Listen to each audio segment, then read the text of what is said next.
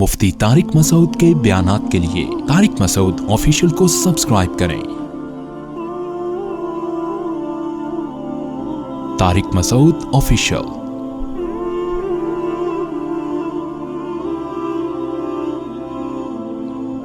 دیکھو، قرآن وہ کتاب ہے جس نے ہمیں ہمارے رب کی پہچان کرائی اور ہمیں یہ بھی بتایا کہ وہ تم سے کیا چاہتا ہے اور کیا نہیں چاہتا۔ تو کتنی بدقسمتی کی بات ہوگی کہ اتنے بڑے راز پر ہم مطلع ہو گئے کہ ہمیں اللہ کا پتہ بھی چل گیا اور یہ بھی پتہ چل گیا کہ وہ ہم سے کیا چاہتا ہے اور کیا نہیں چاہتا، پھر بھی ہم اس قرآن کو نظر انداز کر کے اپنی منمانی زندگی گزاریں۔ کتنے افسوس کی بات ہے اور کتنی بڑی محرومی کی بات۔ ایسے لوگوں کے لیے اللہ نے جہنم کی آگ تیار کر کے رکھی ہے، اتنا سخت عذاب کہ اتنی بڑی نعمت تمہیں ملی تھی اور تم اس نعمت سے نظریں چراتے رہے، تو اتنا بڑا جرم ہے کہ اس کے نتیجے میں اللہ نے کیا رکھا ہے؟ جہنم کی آگ۔ تو اللہ ہم سے کیا چاہتا ہے؟ پہلی بات یہ چاہتا ہے کہ مجھے ایک مانو، میرے ساتھ کوئی شریک، کیونکہ اس کائنات میں میرے علاوہ کوئی اور بادشاہ ہوتا تو کائنات کا نظام تباہ و برباد ہو جاتا۔ مشکل کشا حاجت روا صرف اور صرف کسے سمجھو؟ بولو بھائی، مجھے، میں کر رہا ہوں۔ اب آپ کے سامنے کوئی کھجورے رکھ کے گیا، آپ نے کہا یہ تو کر رہا ہے مگر وہ بھی کر رہا ہے، وہ بھی کر رہا ہے، وہ کہے گا بھائی میں کر رہا ہوں، موت سے میں نے تمہیں بچایا، اس کو غصہ آئے گا نا۔ ایسے ہی اللہ کو بھی غصہ آتا ہے کہ پانی کے قطرے سے انسان کس نے بنایا؟ میں نے۔ آنکھ ناک کان، اس میں نہ کوئی پیغمبر میرے ساتھ شریک، بلکہ پیغمبروں کو بنانے والا بھی میں ہی ہوں۔ اس میں نہ کوئی پیغمبر شریک، نہ کوئی بزرگ شریک، نہ کوئی فرشتہ شریک۔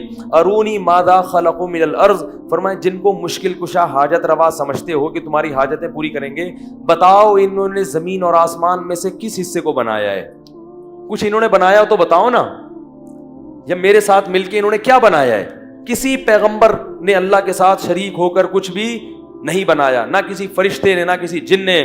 تو اللہ کا قرآن میں پہلا مطالبہ کیا ہے کہ میرے ساتھ کسی کو شریک، بعض لوگ زبان سے شریک نہیں کرتے، عمل سے شریک کر رہے ہوتے ہیں۔ جب آپ نے کہہ دیا کہ وہ بھی مشکل کشا، وہ بھی اولاد دے سکتا ہے، وہ بھی اولاد دے سکتا ہے، وہ بھی میری بگڑی بنا سکتا ہے، اس کا مطلب آپ نے اللہ جیسا دوسرا اللہ بنا لیا ہے۔ تو زبانی دعوے نہیں چلیں گے، عمل چلے گا، عمل۔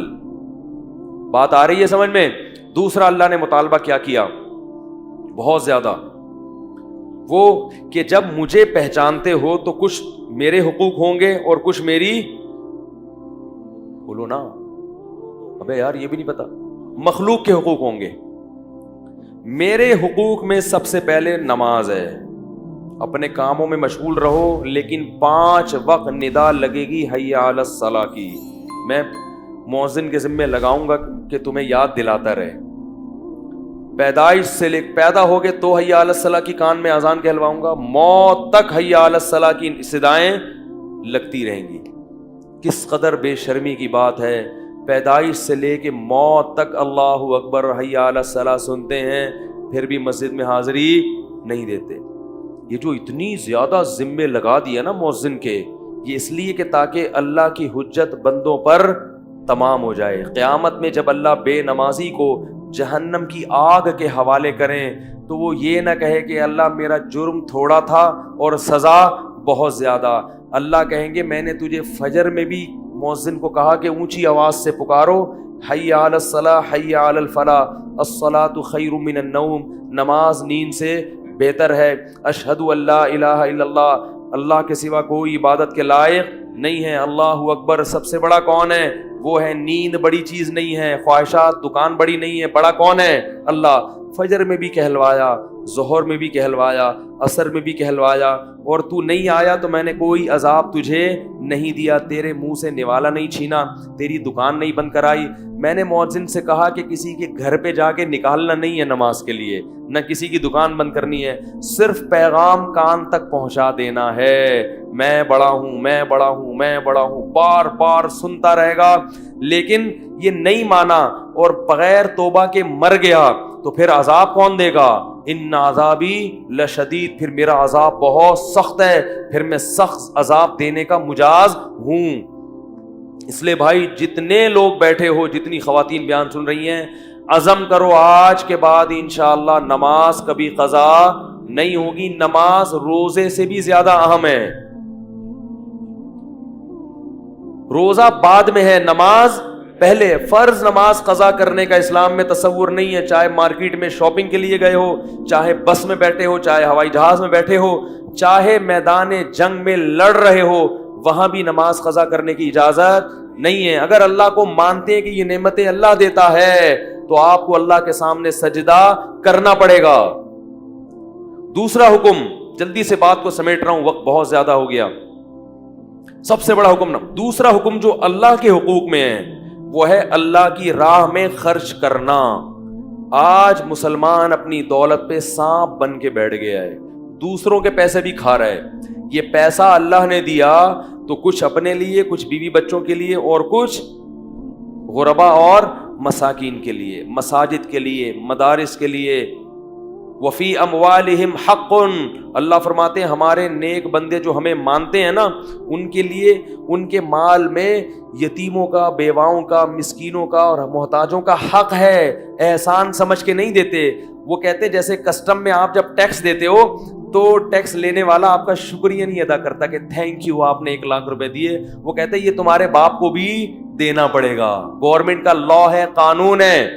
تو اللہ فرماتے ہیں تمہیں جو ہم نے پیسہ دیا ہے اس میں سے تمہیں غریبوں پہ خرچ کرنا پڑے گا, اور یہ احسان نہیں ہے, یہ کیا ہے کہ کیونکہ ہم نے تمہیں دیا ہے لہذا اس کا ٹیکس ہے کہ تمہیں غریبوں کو دینا پڑے گا.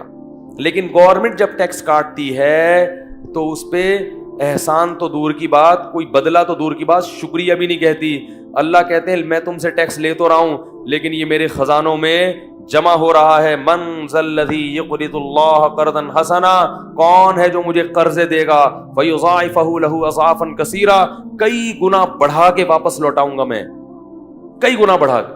آتوا حقہ یوم حصادی, فرمایا جب فصل کٹے تو کافر جو جب فصل کاٹے گا تو پوری پیداوار رکھ لے گا. مسلمان کہے گا جس خدا نے مٹی اور پانی کے ملاپ سے اس فصل کو پیدا کیا اس کا حق سب سے پہلے. کتنی پیاری آیت ہے, میں جب پڑھتا ہوں بڑا مزہ آتا ہے. فرمایا تو حقہ یوم حصادی, جب یہ لہلہاتی فصلیں کٹا کریں تو اس کے کٹائی کے وقت اس کا اللہ کا جو حق ہے وہ اللہ کو دے دیا کرو. اپنے عمل سے ثابت کیا کرو کہ یہ پیدا کرنے والا کون ہے, اللہ ہے. عشر صرف اسلام میں ہے, پیداوار کا حق دنیا کے کسی مذہب میں نہیں ہے, کیونکہ وہ سمجھتے ہیں ہماری محنت ہے. اللہ کہتا ہے تمہاری محنت نہیں ہے. آم کی گھٹلی میں ایسے سافٹ ویئر انسٹال کر دیے کہ گوبر پانی کے ملاپ سے پورا درخت پیدا ہوتا ہے, ایک گھٹلی سے ہزاروں آم پیدا ہوتے ہیں. یہ کسی سائنٹسٹ کا کمال نہیں ہے, یہ میں نے پیدا کیا ہے. تو میں کہہ رہا ہوں کہ 9 حصے رکھ لو اور 1 حصہ میری مخلوق کو دے دو. تو زکوٰۃ بھی ہے. پھر یہ بھی کس کا حق ہے, زکوٰۃ مخلوق کا حق نہیں ہے, یاد رکھو. زکوٰۃ کس کا حق ہے, اللہ کا حق ہے. اگر مخلوق کا حق ہوتا تو مخلوق کو آپ سے زبردستی زکوٰۃ لینے کی اجازت ہوتی. دیکھو میں نے کسی سے 1 لاکھ روپے لے کے کھا گیا تو اس کو حق ہے کہ زبردستی چھینے مجھ سے, حق ہے یا نہیں؟ لیکن میرے اگر زکوٰۃ ہے تو غریب کو مجھ سے زکوٰۃ چھیننے کا حق نہیں ہے, کیونکہ یہ زکوٰۃ غریب کا حق نہیں ہے. کس کا حق ہے, اللہ کا. اللہ نے کہا مجھے دینا ہے, لیکن میں اپنا نمائندہ کس کو بنا رہا ہوں, غریب کو. یہ میری طرف سے وکیل ہے, یہ اصل نہیں ہے. اس لیے فقہاء نے بڑا عجیب نقطہ بیان کیا. فرمایا جب ہم غریب کو زکوٰۃ دیتے ہیں تو یہ زکوٰۃ غریب کے ہاتھ میں نہیں جاتی, اللہ کے ہاتھ میں جاتی ہے. پھر اللہ کے ہاتھ سے کہاں جاتی ہے, غریب کے ہاتھ میں. یعنی ہم غریب کو نہیں دیتے, غریب کو کون دیتا ہے, اللہ. اس کی مثال ہے جیسے میں نے 1 لاکھ روپے آپ سے قرضہ لینا تھا تو میں نے ایک بندہ بھیجا, میں نے کہا جاؤ اس سے قرضہ میرا نکلواؤ جا کے, ٹھیک ہے نا. اس نے قبضہ کیا, جب قبضہ کیا تو میں نے کہا چلو اب یہ تم ہی رکھ لو. تو غریب جو ہم سے لیتا ہے کس کی طرف سے, اللہ کی طرف سے. پھر اللہ غریب کو کہتے ہیں چل اب کیا کر, تو کھا لے, مجھے ضرورت نہیں ہے.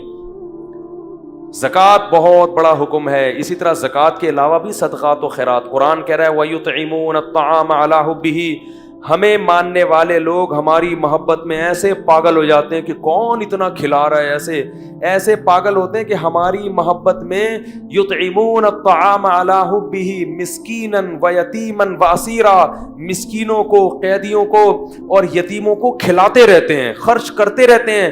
اور جب یہ غریب طبقہ ان سے پوچھتا ہے بھائی کیوں لٹا رہے ہو اتنا، کیوں کھلا رہے ہو، تو جواب میں کیا کہتے ہیں؟ انما نطعمکم لوجہ اللہ، ہم تمہیں خوش کرنے کے لیے نہیں کھلا رہے، ہم اسے خوش کرنے کے لیے کھلا رہے ہیں جو ہمیں کھلاتا ہے۔ لا نرید منکم جزاء ولا شکورا، اسی وجہ سے ہمیں تم سے اس کا کوئی بدلہ نہیں چاہیے اور شکریہ نہیں چاہیے، شکریہ نہیں چاہیے۔ ایسا نہ ہو شکریہ کہا تو ثواب کم ہو جائے۔ انا نخاف من ربنا یوما عبوسا قمطریرا، اصل میں بات یہ ہے کہ ایک دن آنے والا ہے جس دن ہم سے ہمارے گناہوں کا حساب لیا جائے گا۔ ہم چاہتے ہیں کہ اللہ کی مخلوق کو کھلا کے اس عذاب کو اپنے اوپر سے دور کریں۔